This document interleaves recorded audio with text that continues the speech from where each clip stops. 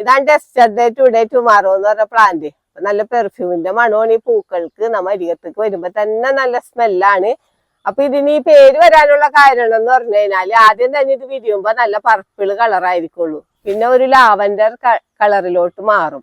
പിന്നെ നല്ല white colour കണ്ട ഇതേപോലെ നല്ല വൈറ്റ് കളറിലാവും. അപ്പൊ 3 ദിവസം 3 കളറായിട്ട് മാറണ ഒരു ചെടിയാണ്. ഇതിന് സൺഡേ മൺഡേ എന്നുള്ളൊരു പേരും കൂടി ഉണ്ട് കേട്ടോ. അപ്പൊ നമുക്ക് ഇന്ന് 2 വെറൈറ്റികൾ ഉണ്ട്. ഹൈബ്രിഡ് വെറൈറ്റിയും ഉണ്ട്, നാടൻ വെറൈറ്റിയും ഉണ്ട്. നാടൻ വെറൈറ്റിയുടെ പൂക്കൾക്കാണ് നല്ല സ്മെല്ലുള്ളത്. നമുക്ക് പിന്നെ അതിന്റെ കമ്പ് മുറിച്ച് നടുകയും ചെയ്യാം.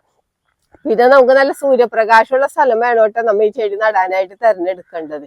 നല്ല സൂര്യപ്രകാശം ഉണ്ടെങ്കിലാണ് ഇതേപോലെ നല്ല ഫ്ലവർ, എപ്പോഴും ഫ്ലവർ ആയിരിക്കുള്ളൂ. അതാണ് പ്രത്യേകത. ഇങ്ങനെ സീസൺ ഒന്നുമില്ല, എപ്പോഴും ഫ്ലവർ ഉണ്ടാവും. പിന്നെ ഇത് പരാതി ഉണ്ട് കുറെ പേർക്ക് ഇത് നട്ടിട്ട് ഫ്ലവർ ഉണ്ടാവണില്ലെന്നുള്ളത്. അത് നമ്മ ഇടക്കിടക്ക് നമ്മ പ്രൂൺ ചെയ്ത് നിർത്തിയാൽ മാത്രമേ, പ്രൂൺ ചെയ്യുമ്പോ കണ്ടില്ലേ ഇതേപോലെ നിറച്ചിങ്ങനെ കൂമ്പ് വന്നയിലൊക്കെ ഇതിന് മൊട്ട് വരും. മൊട്ടൊക്കെ വിരിഞ്ഞ് ഇതേപോലെ പൂക്കളാവും. പല കളറിലുള്ള പൂക്കൾ ഉണ്ടാകണോണ്ട് തന്നെ ഒരു ചെടിമേൽ കണ്ടായത് പ്രത്യേക ഒരു ഭംഗിയാണ്.